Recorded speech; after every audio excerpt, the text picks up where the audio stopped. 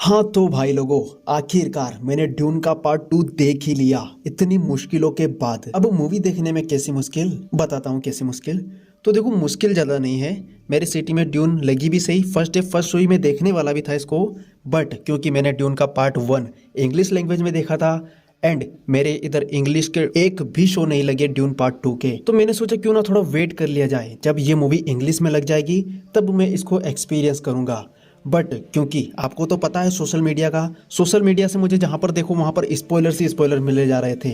और मैं इतना बड़ा महान हूं कि मैंने इस मूवी को थिएटर में एक्सपीरियंस करने के लिए ना तो इसका टीजर और ना ही इसका ट्रेलर देखा। लिटरली मैं सही बता रहा हूं, मैंने ड्यून 2 का ना तो टीजर देखा था और ना ही ट्रेलर देखा था। मैं अपनी एक्सपेक्टेशन को minimum and same time high करके थिएटर में गया था, ताकि मुझे अगर ये मूवी अच्छी लगे तो इतनी अच्छी लग जाए कि पूछो ही मत। और सेम गोष्ट अगर ये मिड निकली तो भी मुझे कोई फर्क नहीं पड़े। मैं उस माइंडसेट से इसको देखने के लिए गया था और आखिरकार मुझे हार मानकर इसको हिंदी लैंग्वेज में ही देखना पड़ा। एंड वैसे तो मुझे हिंदी डबिंग इसकी उतनी कुछ खास लगी नहीं, बट जो विजुअल्स, जो साउंड डिजाइन एंड जो हांस जिमर का म्यूजिक चल रहा था, एंड बाय गॉड क्या विजुअल्स यार, क्या ही विजुअल्स थे इस मूवी के।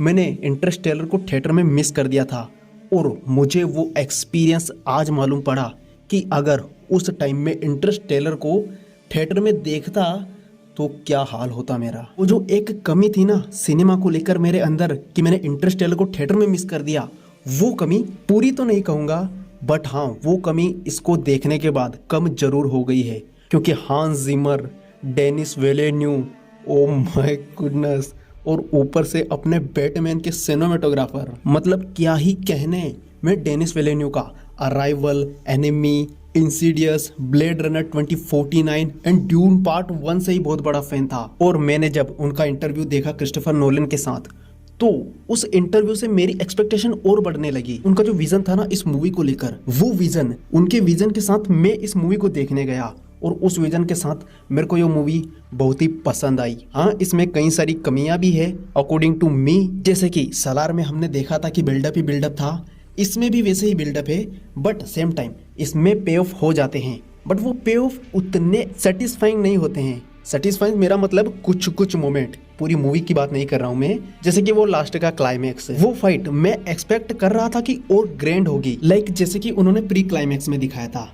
बट सेम टाइम मुझे ये भी याद आ गया कि ड्यून 1 का भी क्लाइमैक्स ऐसा ही था। और रही बात कि लोग बोल रहे हैं कि ये ड्यून 1 से भी बेटर है, तो देखो मैं अभी के लिए तो ये नहीं कह सकता कि ये ड्यून 1 से बेटर है, क्योंकि ड्यून 1 मैंने इंग्लिश ओरिजिनल लैंग्वेज में देखी थी तो उसका एक्सपीरियंस ही कुछ अलग था। बट ये मैंने हिंदी में देखी, एंड क्योंकि मैंने अभी एक ही बार देखी है इसको और ड्यून 1 में 3-4 बार देख चुका हूँ, तो उसकी स्टोरी, उसके वर्ल्ड को मैं थोड़ा अच्छे से जानता हूँ कंपेयर टू ड्यून के पार्ट 2 को।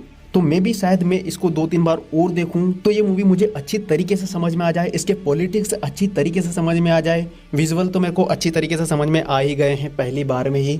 विजुअल के हिसाब से तो ये मूवी ड्यून 1 से बेटर ही है, इतना तो मैं कह सकता हूँ। और ड्यून 1 से बेटर होना मतलब हलवा नहीं है भाई।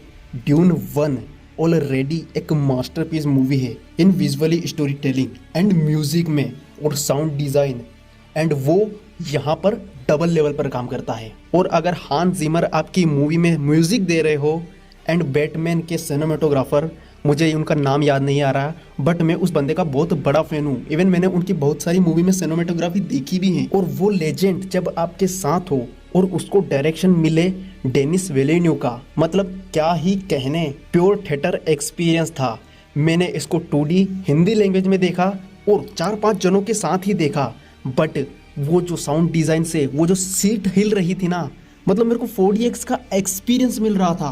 Oh my goodness. और वो लास्ट में जो क्लाइमैक्स का वाइड शॉट, मतलब ये 4-5 फ्रेम ही है जिनको आप देख लोगे तो आप इस मूवी को पूरा देखने से रोक नहीं पाओगे, ये मैं लिख के दे सकता हूँ। और मैं आपसे एक ही बात कहना चाहूंगा कि अगर आप सिनेमा के फैन हो, थिएटर में कोई मूवी देखना चाहते हो, इवन आप इससे पहले कभी थिएटर गए भी नहीं हो, तो भाई इसको जाकर देख लो यार, कसम से देख लो, नहीं तो आप रिग्रेट करोगे जब ये मूवी OTT पर आएगी ना। और जब आप इसके विजुअल्स एंड साउंड डिजाइनिंग देखोगे ना OTT पे छोटे स्क्रीन में, तो आप रिग्रेट करोगे कि मैंने क्या मिस कर दिया इसको बड़ी स्क्रीन में देखने से। और जैसा मैं आज रिग्रेट करता हूँ ना इंटरस्टेलर को थिएटर में ना देखने का, वो रिग्रेशन आप मिस करोगे। और वैसे तो मैं इस वीडियो में ना ही इसका रिव्यू और न ये मूवी कितनी अच्छी है कितनी बुरी है ये बताने नहीं आया था, बस मैं अपने एक्सपीरियंस को शेयर करने आया था आपसे कि मैंने इस मूवी को देखते वक्त क्या फील किया, क्या महसूस किया। बाय द वे मेरे इधर तो इंग्लिश शो अभी नहीं लगे हैं, मुझे वो OTT पर ही देखने पड़ेंगे। आप कमेंट्स करके मुझे जरूर बताना कि आप इसको कौन सी लैंग्वेज में देखने वाले हो। वैसे इसी के साथ इस वीडियो को हम यहीं समाप्त करेंगे। So bye bye, see you soon, take care.